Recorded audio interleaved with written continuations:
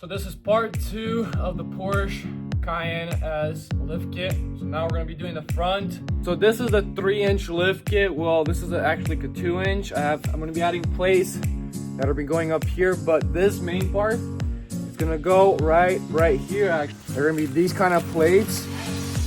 They're gonna be going in one in each side. There's gonna be one here, one back there, and one back there.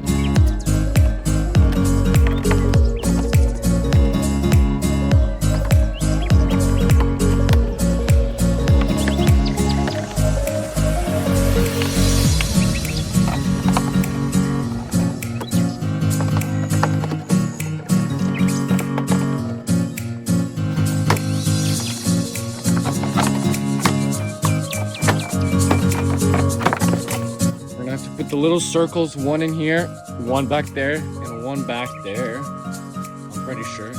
And we're gonna have to slide the suspension out and slide it into here. Hopefully that's not gonna be too hard, but hopefully it's not gonna take too long. And also we're gonna have to lift the subframe, which is gonna be right here. And we're gonna drop the subframe a little bit, same here and down here. We moved over to the driver's side. So what we started doing off first is unscrewing the top control arm. And what we're gonna be doing now, I have the jack supporting it so it doesn't drop. So make sure you have that in place. And I got it sitting on jacks. But basically now what we're moving on is moving the top part. Basically, there's one bolt here. There's one more bolt. Yeah, there you go, there's one more bolt. And apparently there's one bolt somewhere down. You have a cover right here, but this thing's supposed to be right here. I already had this hole right here, and basically, come on, stay in place. We found a slot, so if you break this apart, there's the bolt right under this thing. So you can take this all off apart, but you have to take off the wipers, which I didn't want to do. And I thought I had enough slack or space where I can leave it with the plastic piece, but when I went to go bend it a little bit, this thing snapped off. Where now you can visibly fully see the bolt. So now that's where it sits for the driver's side. You got one here, which I unscrewed, one right there, and I'm gonna fully unscrew that one, and I'm gonna finally unscrew that one, which is gonna drop the suspension all the way down. After we unscrew the 3 bolts on top, what you do is make sure you unplug this plug right here. That's for the headlights, for the adaptive headlights. So it's like the regulator. Make sure you don't break the clips, which I did. So after you unscrew the top, it's gonna start moving around, but you won't be able to slide it out because there are these pins. They're going into the frame, which will be in the way. So what you're gonna have to do is unscrew the bottom of the suspension. You're gonna unscrew it and leave it on the jack. That's gonna give you a bit more play. And make sure you pull out the sway bar arm because it prevents it from going down. So make sure you get it out a little bit. Mine couldn't slide out all the way because of the boot, so leave it inside. Don't pull it out all the way because then you're gonna have a hard time putting it back in.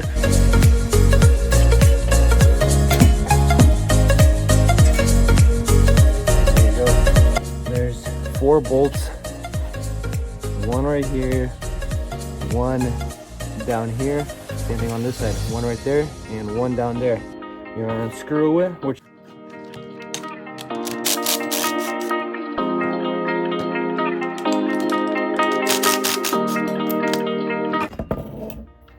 have it fully came out. We got 4 nuts. We got the whole top unit off. Put this to the side. So now that we got all of this off, you grab your new suspension cap. Mine may look different from the company that you use. I went with a different company. So now what you do, you're gonna end up aligning it with the holes. You can't really see it, but I mean you can see that it's aligned. And you're also getting new hardware. Okay, so with the new hardware that you're gonna be getting longer extended bolts with the nuts and washers. So what you're gonna grab this. You're gonna be hammering out the old bolts. They're just flat on top, so you can just hammer them out.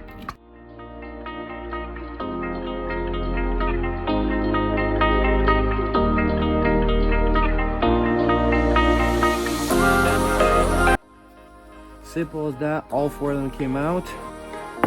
now what you're gonna do is grab the new one and make sure you put the washer on it.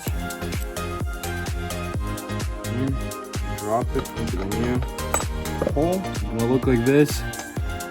Got the new extended one in, and do that of all four.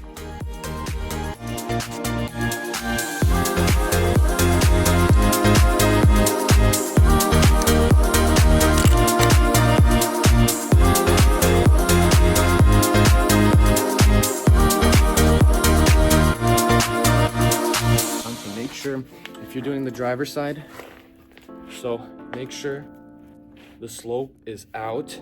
Make sure that you're doing the driver's side, that the sway bar arm where the bolt goes in is on the right side. And make sure that if it is on the right side, then your whole control arm sticks out towards you. So when you install it, it looks like this, with it scooping out towards you as well. So I put a jack underneath, basically right here, so it's right under it, and I unscrewed one bolt right here. It's a 21 millimeter.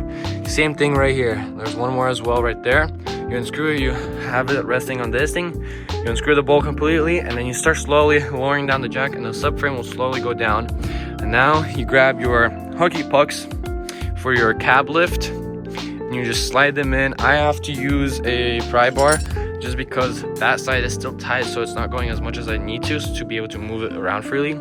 So you just drop the jack as much as you can, grab it like this, and I can move it around up and down. And while I'm doing that, I can use my second hand to fidget it around. And then you also grab your new extended bolts, and you're gonna grab it and insert them and screw them in a little bit, not all the way. You just have them so there's at least some tread tighten in.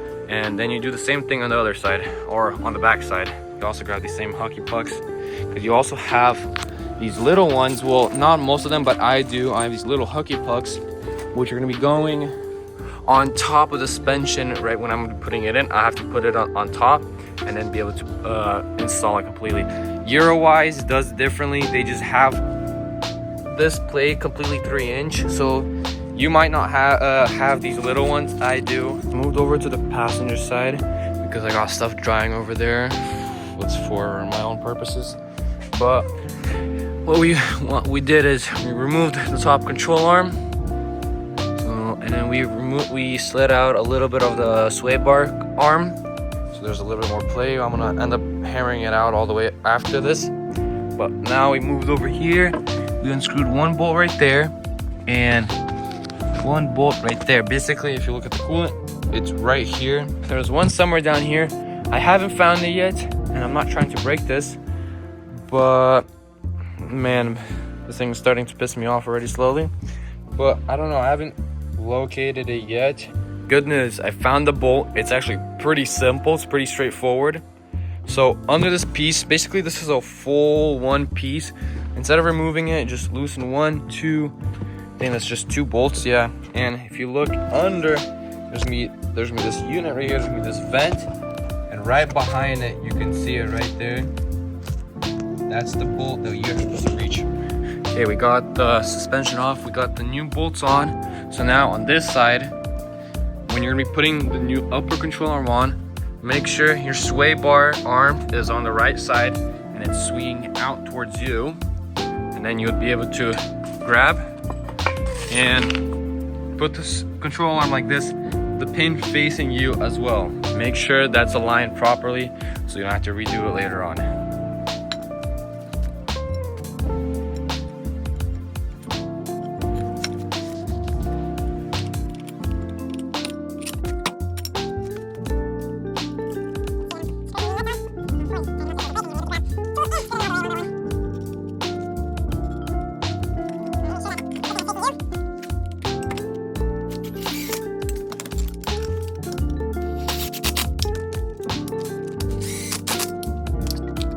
Shotgun with the suspension, got everything bolted down. Basically what we did is we moved this thing to the side, put the bottom in and up. You have to use 2 people for this because one person has to align the bolts and the other guy drills in the new bolts in.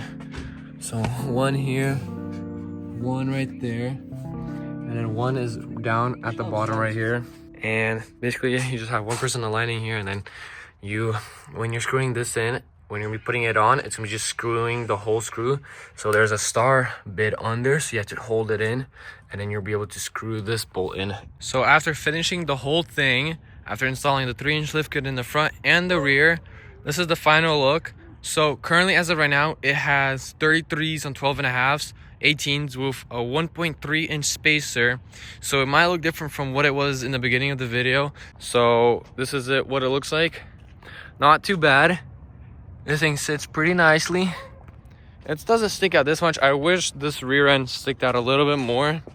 It's not, oh shoot, it's not too crazy, but it doesn't look too bad. This thing looks amazing, honestly. So in the rear, we're sitting at about almost 38.5, let's say, plus or minus 38.5 in the rear. And in the front, we're sitting at about almost 37, maybe a little bit more than 37. So I think so. We started off with 33 and 35, and now it's 38 and 37, which is 3 inches basically. I mean, it is off by a little just because of the subframe drop is not in there, so it might be a little bit off, but this is it.